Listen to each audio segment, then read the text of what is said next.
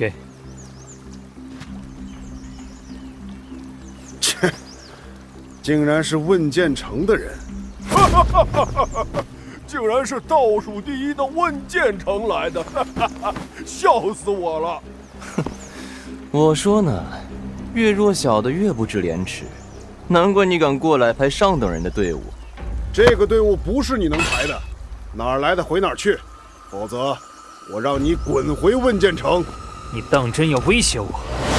真以为我不敢动手？慢着！韩执事，铁面花韩不哭，他怎么会来？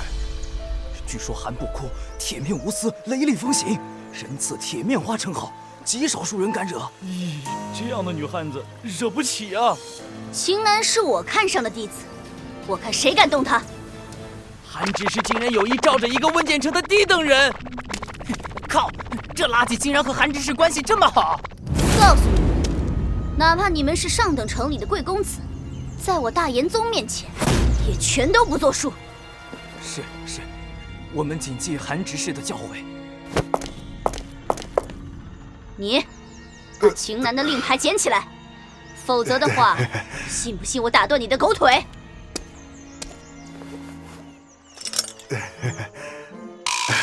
抱歉，刚才是我有眼无珠，多有冒犯，还请见谅。我这就帮你登记名字，不必再排队了。以后少狗眼看人低。主事官竟然对着一个下等人道歉了，看来以后这秦南我们还是少惹为好。秦南，你跟我来。好的。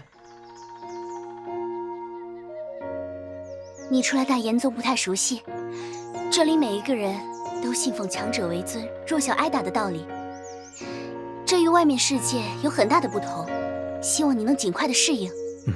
我知道，这里更冷血无情，弱肉强食，强者才会得到更多的资源。如果有人欺负你，就告诉我，这里我罩着你。那就多谢了。好热情。好了，言归正传，既然你已经知道大岩宗的规矩，那我并不再多提。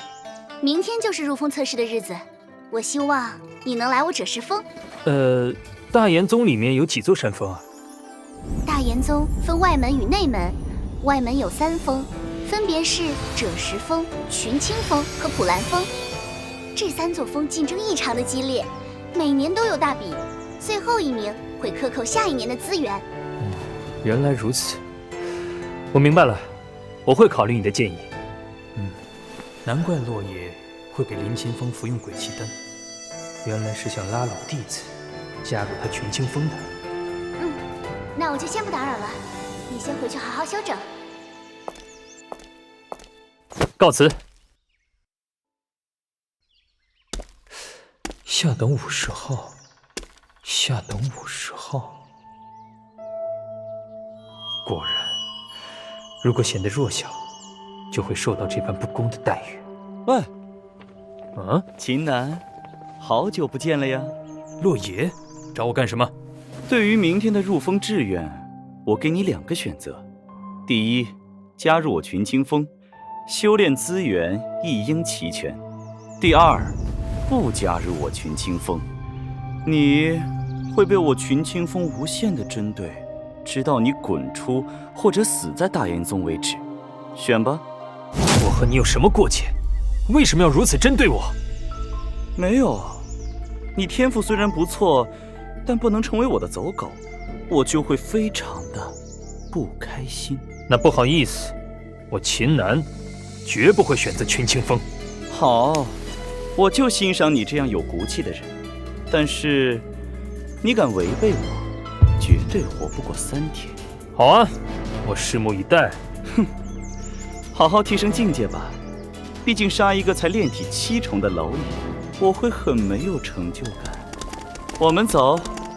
果然，弱小就会遭到欺凌。